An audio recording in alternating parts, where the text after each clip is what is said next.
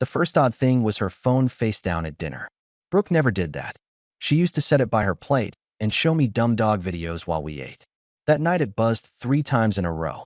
She nudged it farther away with the back of her knuckles like it was a hot pan. "You're not going to check that?" I asked, cutting into the chicken I'd grilled. "It's nothing. Work." She forked salad without looking at me. "Can we please not make a thing out of everything? I'm tired." "Okay." I watched her glance toward the hallway.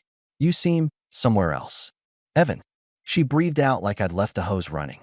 I said I'm tired. Don't start. If I'd known where this was headed, I would have turned off the stove, put the plates in the sink, and had the first serious conversation right then. Instead, I cleared the dishes, took out the trash, and told myself she was just buried at the office. Then the buzzing followed us into the night. She started getting home later. Team meeting ran long. I promised to help with a client deck. I'm grabbing tacos with the girls. The girls had names I'd never heard in 10 years of marriage. In the mornings, she was cold and efficient, jogging pants pulled high, coffee to go. No kiss, no quick joke, just "I'm late." When I tried to get 5 minutes, she gave me the corporate script. "Everything's fine. I'm just tired. Don't push." One Thursday, I set out her thermos and a bag with her favorite yogurt and blueberries. She took the yogurt, left the thermos, and disappeared into the day. On the counter, her phone lit up with a message preview I wasn't proud of reading. "Can't wait. My place." After work, I sat in the dark garage, hands on the wheel, and thought through 2 plans. One was the old me: ask, plead, hope. The other was the version I hadn't needed in years: center my life, set boundaries, and act first. I opened the door, walked into the kitchen, and slid my credit card from the ceramic bowl. By morning, the joint account had a clean partition and the mortgage autopay was moved to my personal. I left a sticky note on the fridge: "We need a budget talk this weekend. Clear the calendar." Not a threat, a fact. She texted at noon. "Busy Saturday. Maybe Sunday." I replied, "Saturday 9 a.m. non-negotiable." No heart emoji came back. Just K. The next signal was Friday night. She came in late, hair done, perfume new. She tossed her heels by the door and bent to pick them up, then didn't. The phone went into the bedroom with her. 10 minutes later, I heard quiet murmurs behind a closed door. She came out rolling her shoulders like she'd just run a mile. "Long day?" I asked. "Can we not?" She walked past me to the fridge. "I have to be up early for a training." "At the office?" I leaned against the counter. "Evan." She pressed her fingers into her temples. "I don't need an interrogation every time my schedule changes." "Then we schedule together. That's marriage." "Don't guilt me. I'm carrying half this house on my back right now." "Funny," I said, nodding at the sink I'd just emptied and the clean counters. "My half looks pretty heavy too." She clamped her jaw, grabbed a water, and went down the hall. The door clicked. The phone buzzed again. The next morning, my sticky note was in the trash. I wasn't going to beg her for attendance at our own budget talk, so I made a new plan that didn't need her cooperation. At lunch, I drove to her office with a tray from the bakery she liked, lemon bars, and those oversweet brownies she always pretended to hate, but finished anyway. My thought was simple: show up, cut through the distance, remind us what we were good at. I parked across the street, balanced the coffee carrier on one palm, reached for the door, and froze. Brooke walked out with a guy I'd never seen. Polished, gym body, easy grin, the kind of confidence that assumes every room is waiting for it. She moved like a switch flipped inside her. Light. Laughing. She touched his sleeve as they stepped to the curb. I sat there stupidly with coffee going lukewarm and watched her swing into his car like she'd done it 100 times. My phone buzzed in my lap. A text from Brooke: "Lisa's birthday. Don't wait up." I didn't turn the key. I followed. Not bumper to bumper, just a quiet car 3 back, like in those forgettable shows you put on when you can't sleep. The guy's car pulled into a block with a high-end restaurant tucked under soft lighting. They got out together. Her face had the expression I hadn't seen in months. Open, almost giddy. She tilted her head up toward him. He put a hand at her back. I raised my phone. It wasn't a grand plan, just proof for myself that I wasn't crazy. A shadow fell across the window. A woman stood there in a staff polo with her hair in a slick ponytail and a clip-on name tag. "Excuse me," she said through my half-open window. "You can't take photos here. Private lot." The word stuck. I swallowed. I'm documenting my wife on a date with someone who isn't me. Her eyes changed shape fast. Surprise first, then the kind of steady focus people get when they're handed breakable glass. I didn't know, she said gently. I'm sorry. It's not your problem. I dropped the phone in the cup holder and stared at the bakery box beside me. I'm not doing anything stupid. I just needed to see what my gut already knew. She hesitated, then tapped the roof with her knuckles. You shouldn't be alone watching this. There's a coffee place around the corner. Let me clock out and meet you. 5 minutes. Okay. I'm fine. You're not, she said, not unkind. Wait for me. I went. I shouldn't have gone, but sitting there parked was worse. She showed up with 2 paper cups and slid into the chair across from me. Up close, she looked like she lived in sunlight. Tan lines, strong shoulders. The name tag was gone. She smiled without pushing it. I'm Sierra, she offered. I usually tell people I'm good with espresso and bad with boundaries, so I don't judge. Evan. We didn't do the therapy talk. She asked direct questions without poking the bruise. How long have you been noticing the pattern? Couple months. And you? I'm the person with coffee. She lifted her cup. Neutral party. But I will say this. You look like a man who cleans up messes that aren't his. I do. I let out a dry breath. Not tonight. We talked about ordinary things. The baseball cap on the wall with initials no one recognized. The kid sweeping behind the counter like he had a plane to catch. She made me laugh once. It felt like a wrist popping back into place. We traded numbers, not like a plan, more like 2 humans making sure they weren't alone on a bad night. When I got home, the house was quiet. The sticky note ghost mark still on the fridge. I stood in the hallway for a long minute and made a decision. Not to scream, not to plead, to move like an adult who refuses to be disrespected on his own property. I called a private investigator. Low voice, clear questions. Could he confirm schedules? Could he provide timestamps, routes, photos? He could. He asked for discretion while he worked. I agreed. Then I called my buddy Jared, who runs a small car shop off Lowell.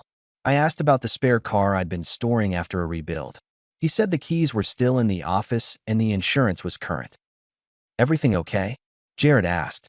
It will be. Come by tomorrow, he said. I'll put eyes on the timing belt for you. By the time Brooke came home, I had paperwork in motion. She breezed through the door like a strong wind and laughed at something on her phone. Lisa's party was a hit, she announced, dropping her bag. We did karaoke. You would have hated it. I'm happy for Lisa, I replied, rinsing the coffee pot. You eat. We grabbed sushi. She flipped her phone over and left it on the counter, screen down. You okay? Great. I smiled evenly. Everything's fine. For the next week, we lived in a polite play. She invented late shifts with new names attached. I took my own time back. I stopped cooking for 2. I stopped waiting up. I moved out of our shared calendar and set my gym hours early. I put a passcode on the garage door and adjusted the camera notifications to ping only me. Sierra and I met for coffee twice more. We didn't flirt. We talked about boundaries and work and the kind of simple sanity people forget to practice. On a Saturday, I helped her carry a used bookshelf up to her place because her landlord couldn't be bothered. She handed me a screwdriver and kept up her end of the work. It was easy in a way I'd forgotten existed. On Tuesday, the investigator sent the first batch. Clean angles, entrance doors, cars parked in pairs, a hand on a shoulder, a face tilted up. He asked for 24 more hours to finish. I told him to take 48 if he needed. He sent a final file Thursday afternoon. Routes, dates, hotels with weeknight rates. It didn't hurt. It clarified. I made an appointment with an attorney that evening. Marissa Kent, practical, mid-40s, efficient. She asked for facts. I gave them to her. She gave me options. You can file quietly, she said, sliding a pen back into a leather loop. Serve at home or at work. You don't need to explain more than necessary. Don't turn this into a fight you don't need. What about the house? You keep paying the mortgage from your account. Keep all receipts. Keep your documentation clean. We'll request an equitable split. Her extracurriculars don't change the math as much as they change the tone. But tone matters. I'm not looking for a scene. Good, she said. Then don't build one. When I got home, Brooke was already in bed with a sleep mask on like a movie prop. In the morning, she was suddenly soft. I'm making pancakes, she announced, flipping on the light at 6. You like blueberries, right? I know you like blueberries. I watched her drop batter onto the griddle like we were playing house. This because I asked for a budget meeting? I asked. You've been stressed. She slid the first pancake onto a plate and looked over her shoulder. I've been distant. Work's been nuts. I know I haven't been easy. True, I nodded. She kept talking, too fast. I thought maybe we could go up to the mountains this weekend. No phones. Just us. There it was, the first soft correction after I'd stopped dancing to her calendar. I didn't punish it. I also didn't buy it. I've got plans, I told her, pouring coffee. I'm taking the old truck out to Jared's shop. Sunday morning works for me if you want to review the budget. Her spatula paused midair. You're really going to the shop on Saturday? I am. I thought, never mind. She plated pancakes like nothing happened. Sunday then. Sure. At Jared's, we swapped stories under the lift while oil dripped into a pan. Hank, one of my guys at work, swung by to borrow a trailer and overheard part of it. Everything okay at home? He asked, eyes on the ratchet torque. It's being handled, I told him. Quietly. Good, he muttered. You don't deserve to be treated like background. Back at the house, Brooke's tone shifted again. She started poking little holes. You didn't tell me you were staying late. She tossed over her shoulder as I prepped lunches for the week. I don't ask permission to manage my time, I replied. That's not what I said. It's what you meant. She laughed like I was being dramatic. Don't be sensitive. I'm just saying we used to coordinate. We still can. Sunday. Budget. Calendar. On the table. She rolled her eyes like I'd offered to schedule dental surgery on New Year's. The next Wednesday, she staged a little performance at our neighbor's barbecue. Denise from across the street set out coleslaw. The usual crew milled around with paper plates. Brooke picked at the food and projected for the whole yard. Evan's been so checked out, she told Denise. He's married to that garage. I swear he loves the socket set more than he loves me. I sipped iced tea and let her hang her own rope. Denise's brows jumped. Jared, who'd wandered over, kept quiet. Brooke smirked at me like she'd scored a point. Quick note, I said, setting my cup on the table so I wasn't holding anything. We're not doing the perform our marriage for neighbors bit. If you have a concern, you bring it to me. Private. Same goes for me. Silence around the table thickened. Denise coughed into her napkin. Brooke tried to laugh it off. Oh, come on, she said. I'm teasing. It didn't land, I replied. New rule. No public digs. That includes family dinners and office parties. Who made you the rule maker? The person paying the mortgage and refusing to be disrespected at a potluck. I smiled slightly to soften it without taking it back. We clear. She looked around for allies and found none. Fine, she muttered. Whatever. Jared caught my eye and gave a small nod. Not applause. Just respect. On the walk home, Brooke strode ahead. You embarrassed me, she snapped as I shut the front door. You did that yourself. You could have talked to me in private. You made it public. I corrected it in the same space. I hung my keys. It's efficient. She stood there, hands on her hips, searching for something bigger to throw. Nothing came. She went to bed early, slamming drawers a little too hard. 2 days later, the second illusion arrived. She showed up at my shop with lunch in a brown bag and a hopeful smile. Sierra happened to be at the counter. She'd stopped by to ask about a rattle in her old Civic. Brought you that chicken salad you like, Brooke announced, setting the bag down like a peace treaty. Thought I'd check in. I miss us. Maybe we could do a weekend in Napa next month. I'll book it. Don't worry about money. I glanced at Sierra. She pretended not to be interested, studying the service board. It wasn't a triangle. It was a perimeter check. That's generous, I replied, keeping my voice neutral. We can consider a trip after we finish the budget meeting I asked for 3 times. Brooke forced a bright laugh. You and this budget. It's a vibe killer. It's adulthood. She shifted her weight, finally noticing Sierra. Hi, I'm Brooke. Sierra, she answered, offering a quick, friendly smile. I'm getting a quote on a noise. Your husband's team is honest. Brooke's eyes flicked to me, measuring, recalculating. Good to know, she chirped. Well, I'll let you get back to it. Text me about Sunday. Will do. She kissed the air near my cheek and left. Sierra watched the door ease shut. Awkward, she asked. Only if I let it be. I checked the estimate printout and handed it to her. Your stabilizer link shot. We can fix it tomorrow. I'll Uber, she said. Consider it supporting the economy. That night, Brooke went brittle again. Who was that? She asked over the sink. A customer, I answered, drying my hands. She looked familiar. She works at the restaurant near your office. Her head jerked. How do you know that? Because I bought coffee there last week. She waited for more. I poured water and went quiet. She wanted to fight on my terms. She wasn't getting one. Sunday came and she actually sat down with the laptop open, a row of tabs lined up like soldiers. Okay, she said with exaggerated patience. Show me your big plan. I pointed to the columns I'd set up. Separate accounts for personal spending. Shared accounts strictly for mortgage, utilities, and groceries. Calendar is shared for major events only. Work hours, gym, and hobbies don't need pre-clearance. Nights out we schedule like adults, once a week for each of us. No questions, no commentary. She stared. So we live like roommates. No, I answered. We live like respectful partners. Clear lanes. She fake laughed. Sounds romantic. Romance is easy when respect isn't a question. She closed the laptop. I'm not agreeing to some contract. You don't have to agree, I said, standing. I'm running it. You can opt in or you can continue with your improvisations.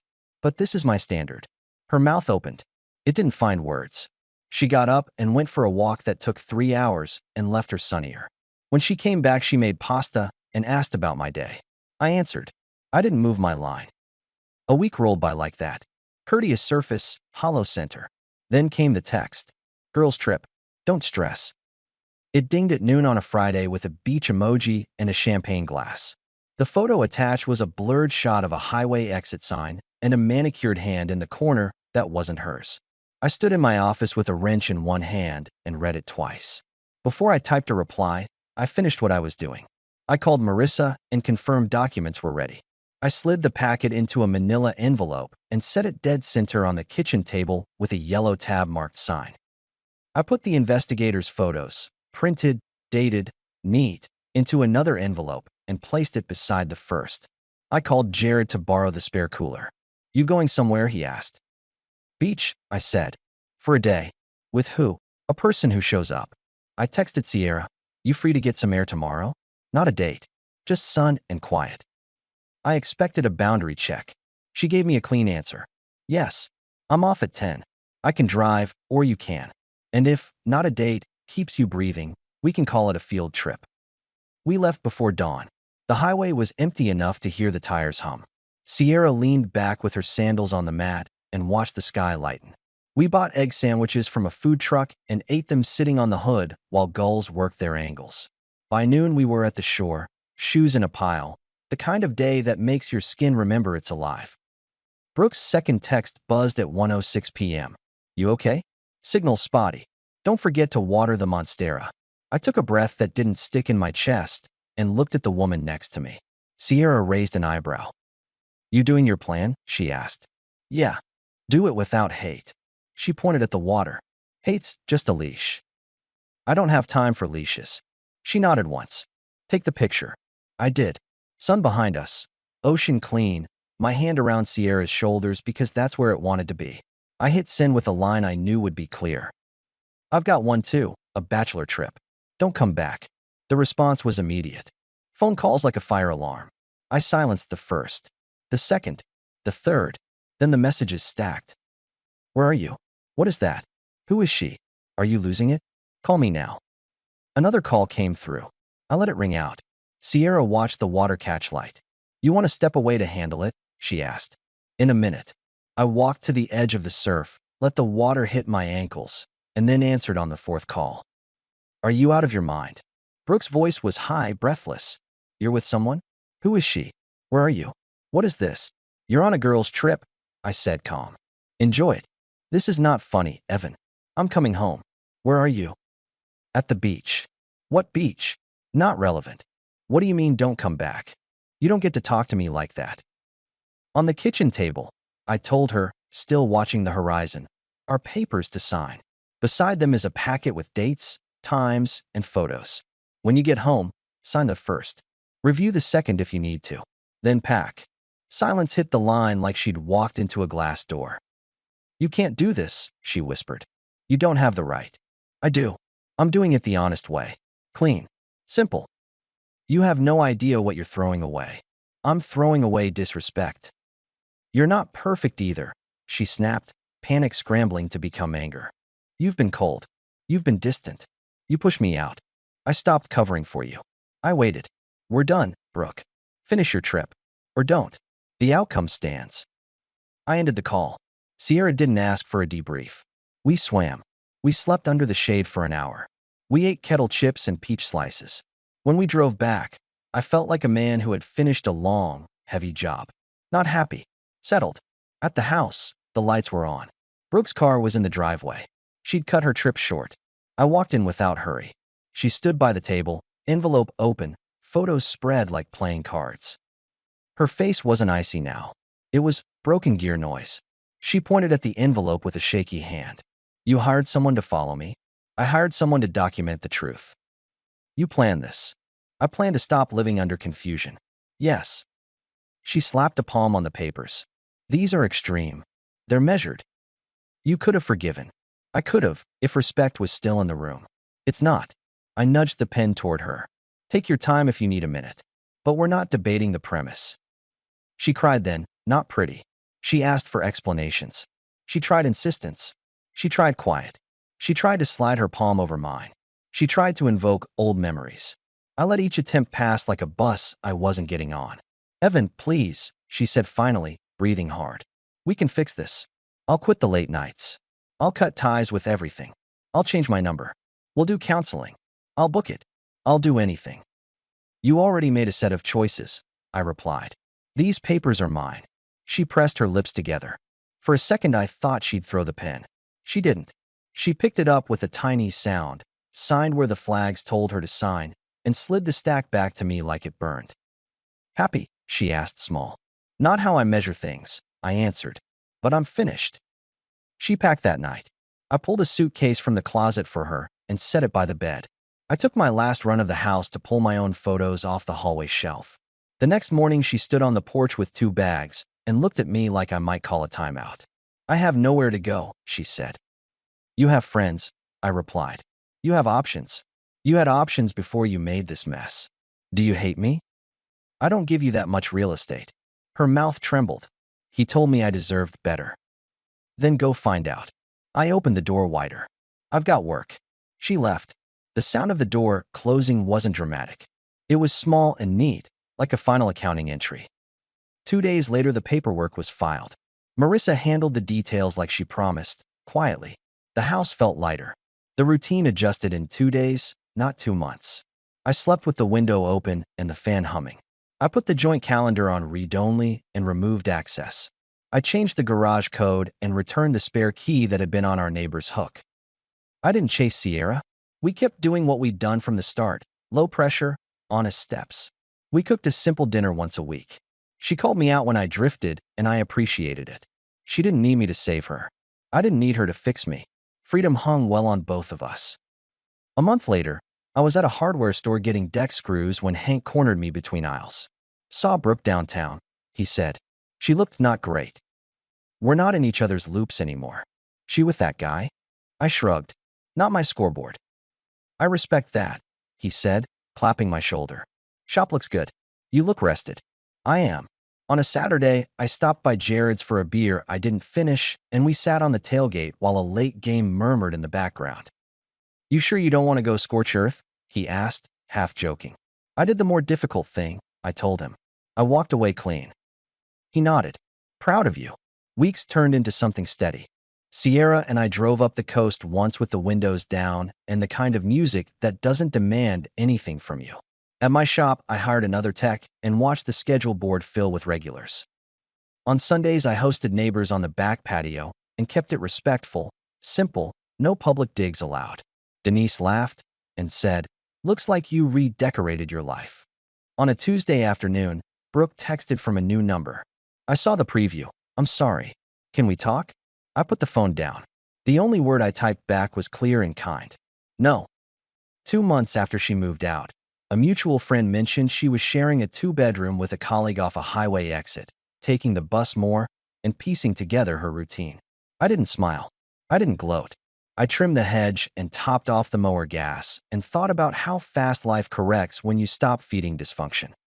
Sierra came over that night with a lemon pie from a corner bakery and a look that said she knew how the day had gone without asking. "You good?" she asked, setting the pie on the counter. "I am. You want to take the bikes out after dinner?" "Yeah." We rode the trail by the river, headlamps low, wolves doing their work. Back at the house, I opened the door and looked at the kitchen I'd reclaimed, quiet, organized mine. Sierra leaned on the island and watched me noticing it. "You know," she said, "you never told me the line you used on the phone that day. The one that shut it down." "It wasn't poetry," I replied. "It was logistics." "Tell me anyway." I smiled, small and complete, and gave her the end of it the way I gave it that day, without heat, without drama, with the exact closure it deserved. "Don't come back." Epilogue came fast because I didn't drag it out. The papers finalized without fireworks. I refinanced the house in my name. I bought a used, ridiculously reliable truck and a boat so small it barely counted. But it moved on water, and that was enough. My shop added a second bay, and Hank took on a leadership role that made him stand taller. I planned a trip to Arizona for spring ball with Jared and didn't ask anyone's permission. Sierra fit where she fit. No pressure, no theater. Some nights, she came over with takeout, and we watched the game. Some nights we didn't see each other at all, and no one panicked. On Sundays, we drove to the beach, and sometimes we took a photo. Not for proof, for life. As for Brooke, all I know is what you hear in a small town without trying. She moved apartments again, changed departments, and stopped posting nightly highlights. Maybe she's fine. Maybe she's learning. Either way, it's not my project. There's a quiet that comes after you draw a line and keep it. Not silence, not emptiness, just a durable peace. You don't get it by yelling. You get it by saying what you'll accept, acting like you mean it, and letting the rest sort itself out. That's all I did. I acted like a man who refuses to be treated like a spare tire. I set my terms and left the door open for the only person I needed to walk through it, me. And when someone texts you from a highway with a glossy caption and a glass emoji, there's only one answer worth sending back if respect has already left the building. I've got one too. Don't come back.